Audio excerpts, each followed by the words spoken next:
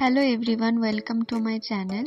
এই উল্টো রথের দিন আমরা গেছিলাম পুরী। হাওড়া থেকে হাওড়া সুপারফাস্ট পুরী এক্সপ্রেস ধরে স্টেশনে ওয়েট করছিলাম। আমরা যখন পৌঁছাই তখনও ট্রেন দেয়নি। তারপরে 10:10 মনে ট্রেনটা ছিল, এলো। ট্রেনে উঠে বসে গেছিলাম সিটে। তারপরে কিছুক্ষণ পরে রাইট টাইমেই ট্রেনটি ছেড়ে দিল। বসে জানলার ধারে দেখছিলাম, হাওড়া থেকে পুরী যাচ্ছিলাম। খুবই এক্সাইটেড লাগছিল। আমি কোনোদিনও রথ দেখিনি, তো খুব মজা লাগছিল। পরদিন সকালে যখন ঘুম থেকে উঠে দেখি ধার দিয়ে পাহাড় দেখা যাচ্ছে, তো ওইভাবেই যাচ্ছিলাম।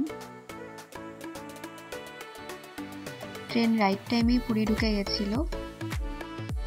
পুরীতে নেমে দেখি কত লোক স্টেশনে। স্টেশনটাও খুব সুন্দরভাবে সাজানো, সবাই জগন্নাথ দেব দর্শন করতে এসছেন।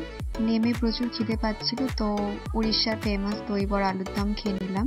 তারপর একটা টোটো করে হোটেলের উদ্দেশ্যে রওনা দিলাম। হোটেলে নেমে স্নান করে চলে এসেছিলাম লাঞ্চ করতে।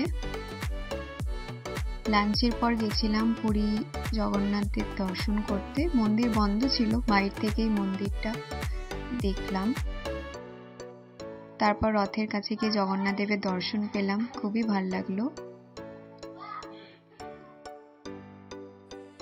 প্রচুর লোক, অনেক ভিড় ছিল। তাও রথের পেছনের দিক একটু ফাঁকা আছে। সন্ধ্যেবেলা সমুদ্রের ধারে গেছিলাম। তারপর দেখলাম সমুদ্রের বিচের ধারেই মেলা বসেছে, একটু মেলা ঘুরে নিলাম।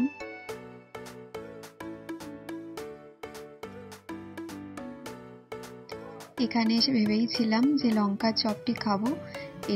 দেখতে লঙ্কা, কিন্তু এটা একদমই ঝাল ছিল না, খেতে খুবই সুন্দর ছিল। ট্রাই করে নিলাম ফার্স্ট টাইম। এভাবেই আমরা পুরীতে ফার্স্ট ডে কাটিয়ে নিলাম। চলো বাই, দেখা হবে নেক্সট ডে।